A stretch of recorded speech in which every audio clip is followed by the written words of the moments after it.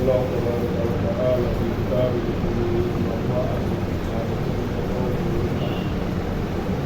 بسم الله الرحمن الرحيم إن الله الإسلام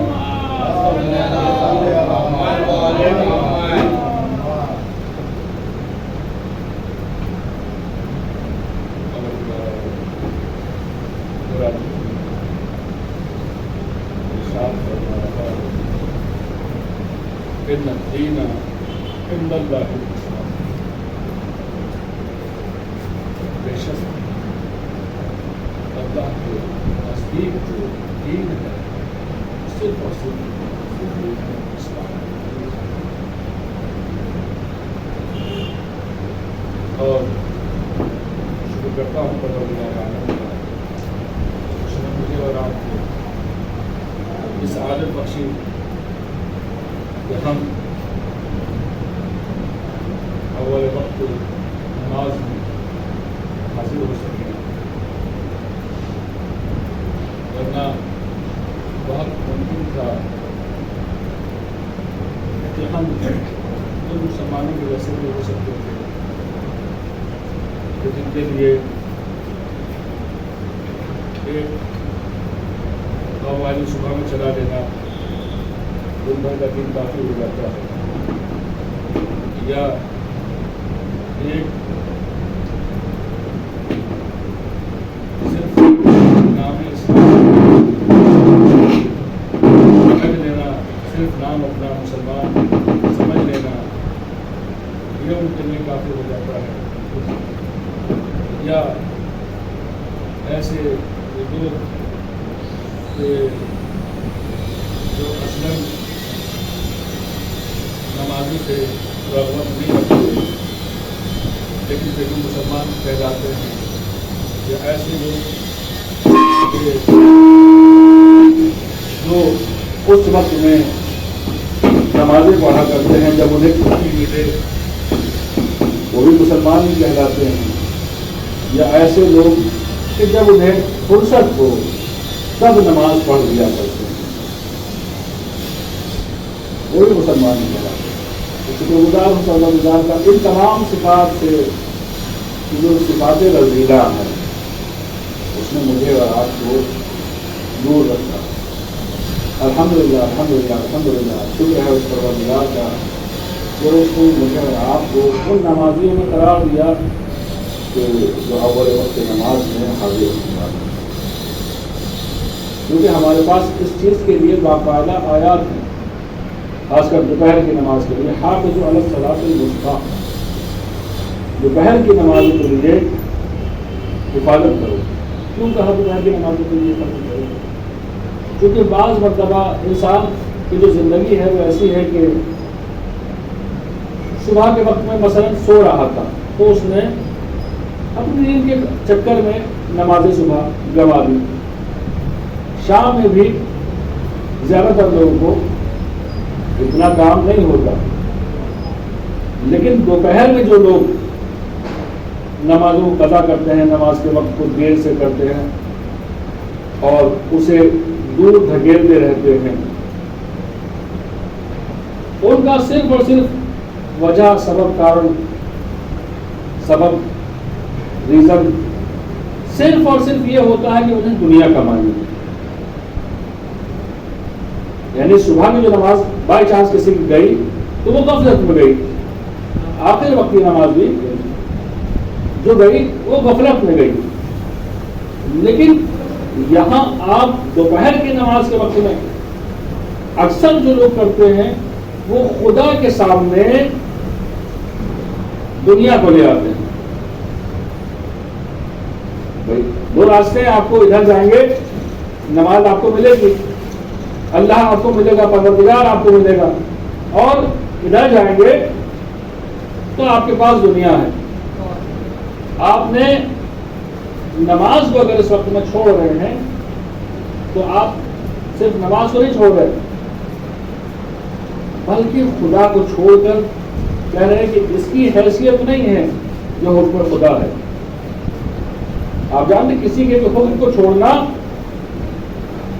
کسی کے بھی حکم کو بات کو نہ ماننا مثل ایسے ہے کہ جیسے ہم نے اس کی حیثیت کو نہیں جانا، اس کی حیثیت کو نہیں سمجھا، اور اس کے مقابلے میں جس کام کو آپ نے جس کو نہیں کی گئی تھی اس کو انجام اگر دے رہے ہیں تو بالکل ایسا ہے کہ یہ باحیثیت ہے۔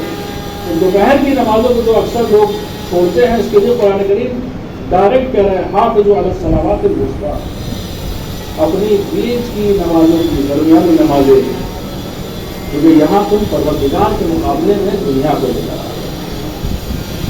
بارگاہ رب العزت میں ہم دعا کرتے ہیں کہ میرے معبود ہم سب کو اس گناہ عظیم سے دور رہنے کی توفیق عنایت فرمائے۔ الحمدللہ میں اور آپ بہت ساری چیزیں ان خطبات کے ذریعے سے سیکھ رہے ہیں، جس میں کہ صرف آپ ہی نہیں، میں بھی جب نئی نئی چیزیں کھوجتا ہوں، پڑھتا ہوں، آپ کے لیے لے کے آتا ہوں، تو یہ کہنا کسی بھی طرح سے غلط نہیں ہوگا کہ میں بھی اس کے لیے سیکھتا ہوں۔ تو میں اس کے لیے پروردگار کا شکر گزار ہوں کہ اس نے مجھے ایک ایسا موقع فراہم کیا کہ آپ احباب کی خدمت میں میں چند مسائل بیان کروں اور چند چیزوں کو آپ کی خدمت میں بیان کروں۔ مناسبات جو ہم اکثر بیان کیا کرتے ہیں، آج کی جو تاریخ ہے وہ ہے پہلی ربیع الثانی یا ربیع الآخر۔ آج ہی کا دن وہ دن ہے کہ 11 ہجری میں رسول اللہ کی رحلت کے بعد، رسول اسلام کی رحلت کے بعد اسامہ کی قیادت میں آج کے دن جا کر لشکر رومیوں سے لڑنے کے لیے نکلا تھا۔ یہ کون سا لشکر ہے؟ یہ وہ لشکر ہے کہ رسول اللہ جب اپنے آخری وقت میں تھے اور آپ کی طبیعت خراب تھی، جب آپ بیمار تھے، آپ کو یہ روایتی زہر کا اثر تھا، اس زمانے میں آپ جس چیز کو بہت زیادہ اصرار کر رہے تھے وہ لشکر اسامہ پر بھیجنا تھا، اسامہ کے لشکر کو بھیجنا تھا۔ آپ کی شہادت 28 سفر میں ہوئی۔ ان لوگوں نے کہ جن کو بھیجا جا رہا تھا اتنا ڈیلے کیا کہ 11 تاریخ کو جا کر وہ لشکر روانہ ہوا۔ سن 65 ہجری میں شہادت امام حسین علیہ السلام کے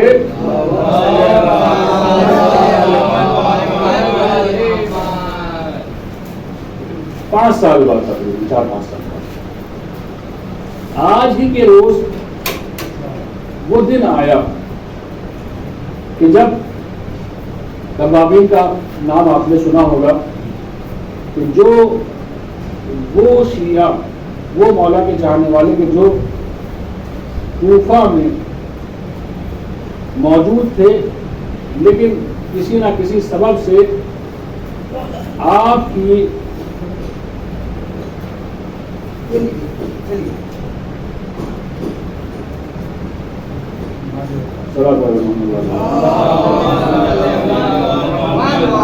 مناسب نہیں ہے، ایک آدمی خود سے دے دے گا، نماز ہے یہ اور خطبہ چل رہا ہے، ایسا نہ کریں کہ دوسری چیزیں ساری برہم ہو جائے، لے لیں گے خود سے، بزرگ ہیں ہمارے۔ صلی اللہ علیہ محمد۔ مومن کی ذمہ داری ہے کہ خطبے کا خیال رکھیں کہ ایک آدمی پیش نماز خطبہ اگر دے رہا ہے تو ہمیں کس طریقے سے رہنا ہے اور کہاں بیٹھنا ہے، کیا کرنا ہے۔ ایسا نہ ہو کہ خطبے کے درمیان میں کوئی بات حائل ہو، مکروہ ہے ایسے کام کرنا۔ تو پہلی ربیع الثانی وہ دن ہے کہ جس میں اسامہ کی قیادت میں لشکر گیا، اور پہلی ربیع الثانی ہی وہ دن ہے کہ جس دن توابین کا قیام وہ ہوا ہے، یعنی توابین نے سلیمان ابن سورج خدائی کے ساتھ میں، ان کے ساتھ میں جو یزید کے لشکر سے جو جنگ کی ہے وہ آج ہی کا دن تھا۔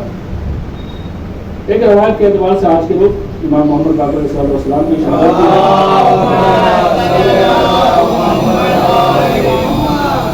اس کے بعد جو مناسبت ہے اس ہفتے میں آنے والی وہ 3 ربیع الثانی ہے کہ جس میں 255 ہجری میں یہ وہ سال ہے جس میں امام زمان علیہ السلام کی ولادت ہوئی۔ 255 ہجری میں امام حسن عسکری علیہ السلام اعزاز امامت جورجان نامی شہر میں حاضر ہوئے، جبکہ اس وقت امام دوسری جگہ تھے، لیکن الخراج والبحائر کے حوالے سے اس روز مولا جورجان میں حاضر ہوئے۔ اس کے بعد 4 ربیع الثانی ایک بڑی مناسبت ہے اور اس میں ولادت امام زادے حضرت شاہ عبد العظیم ہے۔ کہا کہ شاہ عبد العظیم کون؟ جو لوگ ماشاءاللہ سے زیارات میں گئے ہیں، انشاءاللہ کہ جو نہیں گئے پروردگار ان کے لیے توفیق عنایت کرے کہ سب کے سب لوگ زیارات میں جا سکے۔ تہران میں جو آپ نے 3 امامزادوں کی ایک ساتھ زیارت کی ہوگی، سید طاہر ایک اور ہے اور شاہ عبد العظیم ان میں سب سے بڑی شخصیت ہے۔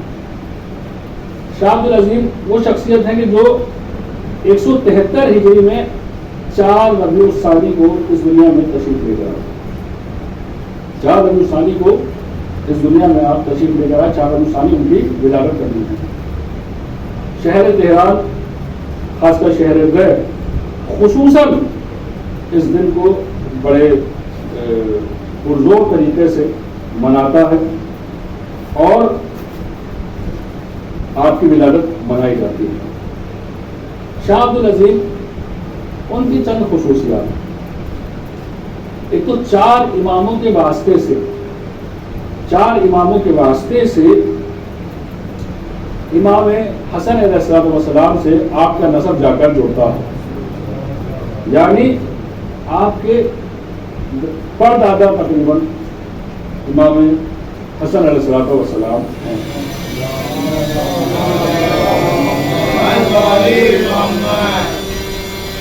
یعنی امام کے بے حد نزدیک وقت میں آپ موجود ہیں۔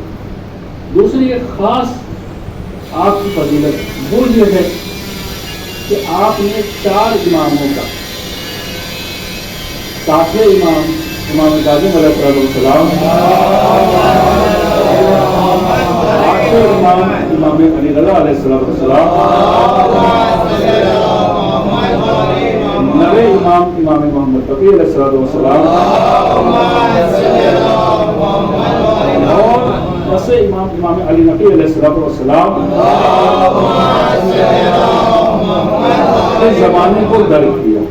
4 اماموں کا زمانہ آپ نے دیکھا، اللہ اکبر، 4 اماموں کا زمانہ آپ نے دیکھا اور ان 4 اماموں سے بلکہ مختلف احادیث آپ سے، روایات آپ سے اہل بیت علیہ السلام کی آپ سے نقل ہوئی، اس میں سے خصوصاً امام رضا علیہ السلام سے اور امام محمد تقی علیہ السلام سے اور امام ہادی علیہ السلام، امام علی نقی علیہ السلام سے بلا واسطہ یعنی بغیر کسی واسطے کے آپ سے تقریباً 65 حدیثیں نقل ہوئی ہیں۔ یعنی حدیث ہم دیکھیں گے کہ ایک عام سامنے کی مثال آپ کے دوں کہ جب ہم حدیث قصہ پڑھا کرتے ہیں تو ہم کہتے ہیں ان جابر بن عبداللہ الانصاری ان فاطمہ الزہرا سلام اللہ علیہا، کہ جابر نے ہم سے بتلایا اور جابر سے جناب فاطمہ زہرا نے، یعنی جابر ڈائریکٹ روایت کر رہے ہیں اس سے جناب فاطمہ زہرا سلام اللہ علیہا۔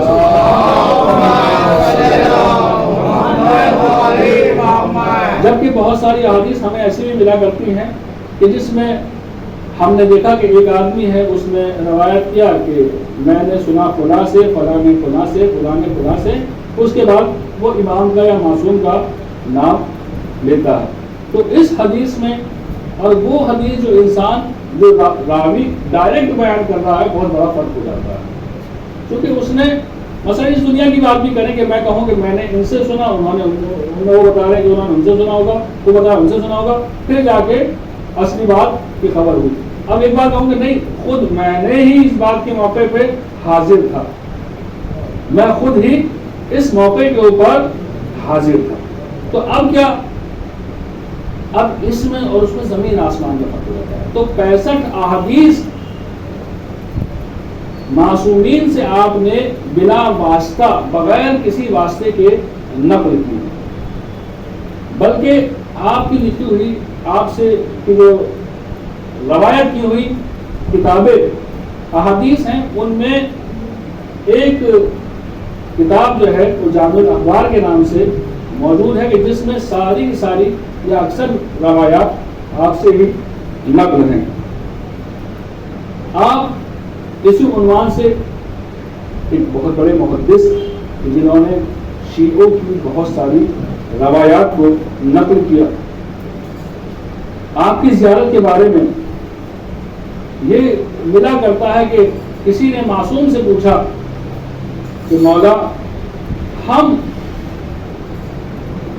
ہر سال یا بہت زیادہ امام حسین علیہ السلام کی زیارت کے لیے نہیں آ سکتے، ہم امام حسین علیہ السلام کی زیارت کے لیے نہیں آ سکتے، تو کیا ہمارا کیا فریضہ بنتا ہے؟ تو ہم کیا کریں کہ جو امام حسین علیہ السلام کی زیارت کے ثواب کو حاصل کر لیں؟ تو معصوم یہ کہتے ہیں کہ تمہیں چاہیے کہ شہر رے میں عبدالعظیم کی زیارت کیا کرو. شہر رے میں، جو کہ تہران میں موجود ہے، شہر رے میں عبدالعظیم کی زیارت کیا کرو. یہ وہ شخصیت ہے کہ کہاں امام حسین علیہ السلام کی ذات اور ان کے روزے پر حاضری، اور اس کے ثواب کو معصوم خود کہہ رہے ہیں کہ اس کو اگر تمہیں حاصل کرنا ہے اور تم وہاں نہیں جا سکتے، تم وہاں نہیں جا سکتے، تو تمہارا میرا فریضہ بنتا ہے کہ تم جاؤ اور شہر رے میں عبدالعظیم کی زیارت کرو. یہ ہے وہ شخصیت کہ جن کو امام معصوم کی زیارت یا ثواب ان کی زیارت پر عطا کیا گیا. آپ کے بارے میں روایات ہیں کہ جب معصومین کے سامنے آپ حاضر ہوتے تھے تو بہترین ادب کا مظاہرہ کیا کرتے تھے، حتیٰ یہ کہ آپ کبھی امام کے سامنے برابر میں یا سامنے کی جگہ پر نہیں بیٹھتے تھے، بلکہ یہ ہوا کرتا تھا کہ جب بھی کہیں معصوم بیٹھے ہیں تو آپ کے سامنے نیچے زمین کے اوپر بیٹھے. معصوم تخت پہ کرسی پہ ہیں تو جناب عبدالعظیم زمین کے اوپر بیٹھا کرتے تھے. یہ آپ کا بہترین ادب تھا. آپ کے فضائل و مناقب کے بارے میں روایات بیان کرتی ہیں کہ بہترین فضائل، بہترین مناقب، بہت زیادہ فضیلت اور علمی شخصیت آپ کے علمی مقام کو 10ویں امام علی نقی علیہ السلام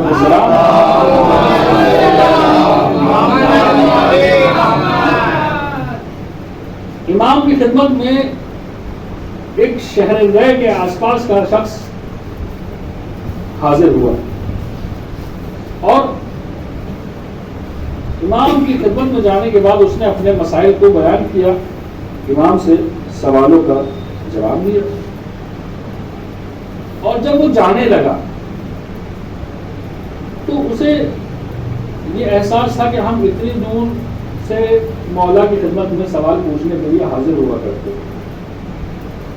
تو اب کبھی اگر ہمیں ایمرجنسی ہو جائے، کوئی سوال ہمیں پتہ کرنا ہو، زمانہ فون کا تو نہیں تھا، ابھی آپ لوگ ماشاءاللہ سے چاہیں تو فون نہ صحیح، واٹس ایپ اور آن لائن طریقے سے کسی بھی مرجع کے دفتر میں سوال کر سکتے ہیں، اور ان کے ماشاءاللہ سے ٹیلی فون کے نمبر بھی ان کے دفاتر کے موجود ہیں۔ آج کا زمانہ نہیں تھا، آج تو پورب سے پشچم، اتر سے دکن، ادھر سے ادھر، ادھر سے ادھر، کہیں سے بھی کوئی بھی کسی سے بھی بغیر کسی مشکل اور پریشانی کے بات کر سکتا ہے۔ وہ زمانہ یہ تھا کہ لوگوں کو باقاعدہ طور پر اگر کسی کو کسی سے کوئی بات پوچھنی ہے، کچھ معلوم کرنا ہے، تو خود سے اس کے پاس جا کے حاضر ہونا پڑے گا، یا پھر اپنے قاصد کو بھیجنا پڑے گا، یا کوئی خط بھیجنا پڑے گا۔ خط کے لیے بھی کوئی ایسے آج کے پوسٹ والے سسٹم نہیں تھے، ڈاک والے سسٹم نہیں تھے کہ آپ ڈاک سے بھیج دیں گے تو وہاں پہنچ جائے گا، نہیں، اس زمانے میں آدمی ہی آدمی تک پہنچتا تھا، آدمی ہی آدمی تک پہنچتا تھا۔ اب یہ سب چیزیں تھیں تو جن کو مسائل پیدا ہوا کرتے تھے، لوگ امام کی خدمت میں باقاعدہ سوالوں کے لیے جایا کرتے تھے۔ اب ایسے ایک شخص امام کی خدمت میں حاضر ہوا، سوالوں کو اس نے امام سے پوچھا، امام نے جوابات دیے، سلام دیے، سوال دیے، اور جب وہ واپس جانے لگا تو امام نے اس سے کہا کہ دیکھو اب کے بعد جب کبھی امور دینی میں حرام و حلال کے بارے میں تمہیں معلوم کرنا ہو تو تمہیں چاہیے کہ عبدالعظیم سے ان سوالوں کو جواب دو۔ امام خود موجود ہیں، خود امام موجود ہیں، اس کے بعد میں امام اپنے ہوتے سوا کے کس کی طرف بھیج رہے ہیں؟ جناب عبدالعظیم کی طرف بھیج رہے ہیں، اور کہتے ہیں کہ ان کو میرا سلام ہے۔ یہ وہ شخصیت ہے جس کو امام معصوم سلام کرتے ہیں۔ یہ میں کہوں گا کہ شاید ایک طریقے سے طرز بھی ہو، چونکہ 10ویں امام کا زمانہ ہے اور ایک ہی امام کے بعد غیبت شروع ہو جانے والی ہے۔ امام حضرت علیہ السلام کے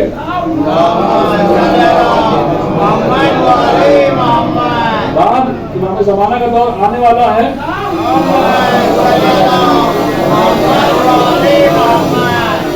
اور غیبت کا زمانہ شروع ہو جانے والا ہے۔ امام عادی کر رہے تھے لوگوں کو کہ دیکھو جب تک تمہارے پاس معصوم ہے،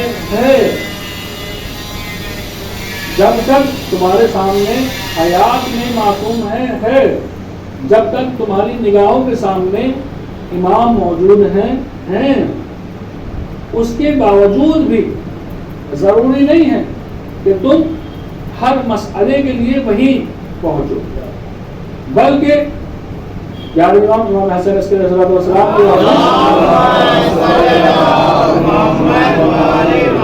جب بھی کبھی تمہیں مسائل دینیا میں اختلاف ہو، اس میں پریشانی پیش آئے، کوئی مشکل پیش آنے لگے، تو تمہیں چاہیے یہ کہ تم ان لوگوں کی طرف رجوع کرو کہ جو ہماری روایات کو بیان کرنے والے ہیں، جو ہماری روایات کو بیان کرنے والے ہیں اور ہوائے نفس سے دور رہنے والے ہیں، نفس پرستی کرنے والے نہیں ہیں، اور اپنے دین کے لیے ہمیشہ خدمت گزار رہنے والے ہیں۔ تمہیں چاہیے ان کی تقریر کرو۔ 10ویں امام یہاں پر امام حسن، امام جناب عبدالعظیم کی نشاندہی کر کے ایک طریقہ ایجاد کر رہے ہیں کہ دیکھو اگر امام معصوم تمہاری رسائی نہ ہو تو اس زمانے میں تمہارے لیے لازم ہے کہ ان لوگوں سے رابطہ کرو کہ جو ہمارے چاہنے والے اور ہمارے روایات کے بیان کرنے والے، ہمارے علم کو رکھنے والے، کہ جو ہمارے گھر سے وابستہ۔ بعض مومنین ہمارے ایسے ملا کرتے ہیں کہ جو ان تمام تر چیزوں کو چھوڑنے کے بعد میں صرف اور صرف اس بہانے سے کہ امام غیبت میں ہیں، باقی تمام تر چیزوں سے پلہ چھڑانا چاہتے ہیں، حتیٰ علماء، حتیٰ واجبات دینی، حتیٰ نماز، حتیٰ روزہ۔ تو معصومین کی اگر زندگی کو آپ پڑھیے گا، ان کی زندگی کو اگر آپ درک کیجیے گا، ان کی زندگی کے اوپر اگر آپ زحمت کیجیے گا، تو وہاں آپ کو معلوم یہ ہوگا کہ معصومین خود دوسرے لوگوں کی طرف آپ کا رجحان دلا رہے ہیں، تاکہ بعد کے آنے والے زمانے میں، کیونکہ ہر انسان ایک عمر رکھتا ہے، بہرحال سبھی اماموں کو اس دنیا سے جانا تھا، اس کے بعد آخری امام کو غیبت میں جانا تھا، پہلے امام سے لے کے ہر ایک امام کو یہ بات معلوم تھی۔ تو ان کی زندگی کو اگر ہم دیکھیں گے تو ہمیں یہ معلوم ہوتا ہے کہ ہاں ہمیں ضروری ہے کہ ہم علماء کرام سے ہی رابطہ کریں اور ان کے ذریعے سے علم کو حاصل کریں۔ بسم اللہ الرحمن الرحیم، قل هو اللہ احد اللہ الصمد لم یلد ولم یولد ولم یکن له کفوا احد۔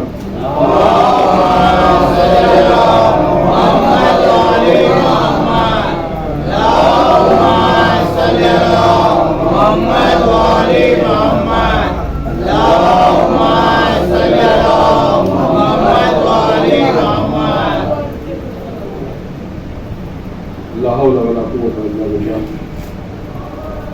العلي العظيم۔ الحمد لله رب العالمين، والصلاة والسلام على سيدنا مولانا أبي القاسم المصطفى محمد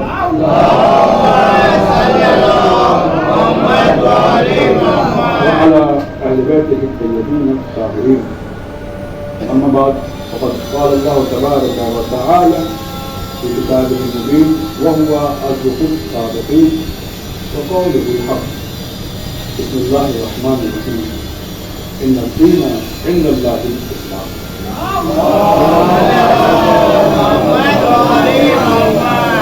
پروردگار عالم قرآن مجید میں یہ ارشاد فرما رہا ہے کہ اللہ کے نزدیک اگر کوئی دین ہے،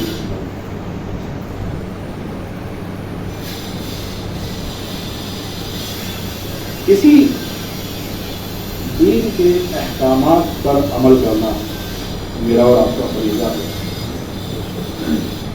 یہ دین ہمیں صرف یہ نہیں سکھاتا کہ ہم صرف اور صرف نماز، روزہ اور عبادات میں رہ کر باقی ساری دنیا سے رابطہ توڑ لیں، بلکہ ہمارا دین ہم سے یہ کہتا ہے، روایت ہے کہ مومن وہ ہرگز مومن نہیں ہے کہ جو مسلمانوں کے حال سے باخبر نہ ہو، جو مسلمانوں کے حال سے باخبر نہ ہو، جو مسلمان کے حالات کو نہ جانتا ہے، وہ ہرگز مومن نہیں۔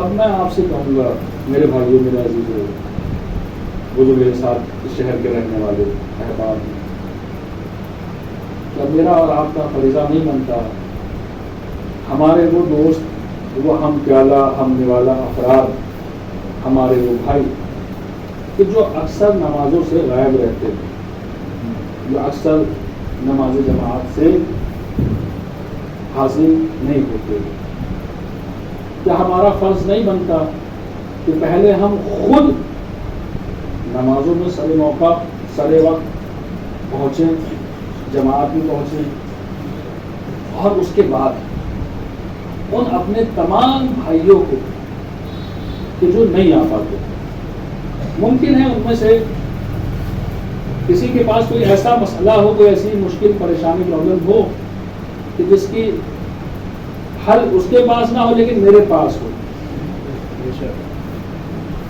لیکن وہ خود سے نہیں بتلا پا رہا، تو میرا فریضہ یہ ہے کہ معلوم کروں۔ بعض مرتبہ ہم نے دیکھا کہ جو لوگ مسجد اور مجلس سے دور رہتے ہیں وہ شدید بیمار بھی ہو جاتے ہیں لیکن لوگوں کو نہیں پتہ چل پاتا. کیوں نہیں پتہ چل پاتا؟ وہ خود آتے بھی نہیں ہیں. تو بھائی مجھے بھی کیا ضرورت پڑی ہے کسی کا حال پتہ کرنے کی. بہرحال وہ آتا ہو یا نہ آتا ہو، جبکہ معصومین علیہ السلام پسند نہیں کرتے، لیکن اتنا ضرور ہم سب سے کہتے ہیں کہ ہم سب کا فریضہ ہے کہ ایک دوسرے کے حال احوال کرتے رہنا، اور یہی دین اسلام.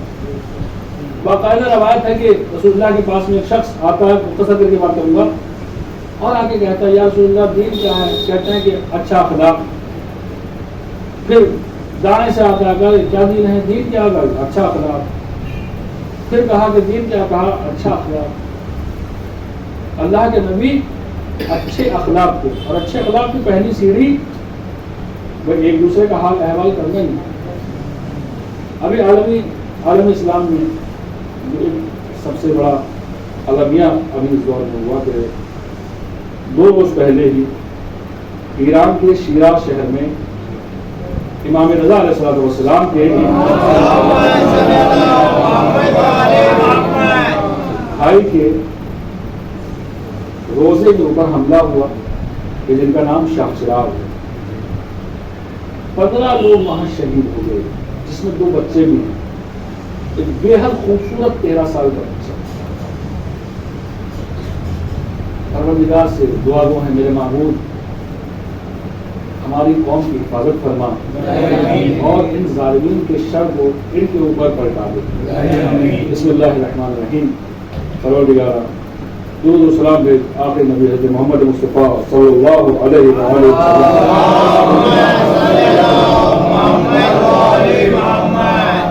درود و سلام بھیج مولا علی بن ابی طالب علیہ السلام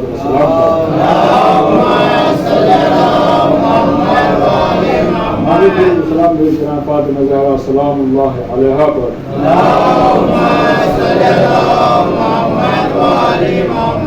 درود سلام بھیج امام حسن مصطفیٰ علیہ السلام پر.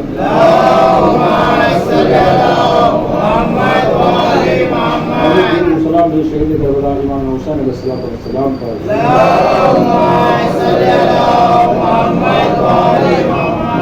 سلام بھیج چوتھی امام زین العابدین علیہ السلام پر.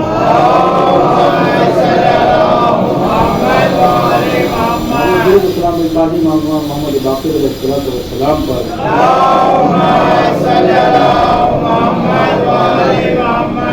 سلام بھیج چھٹے امام جعفر صادق علیہ السلام پر.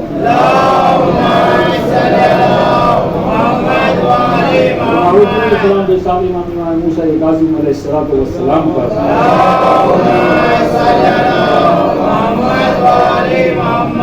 آخر امام علی رضا علیہ السلام پر.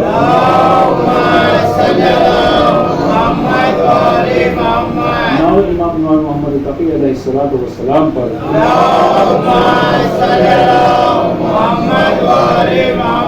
دسویں امام علی نقی علیہ السلام پر.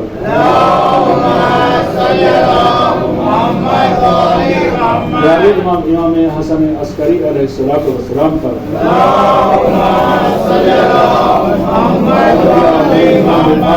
امام زمان علیہ السلام پر.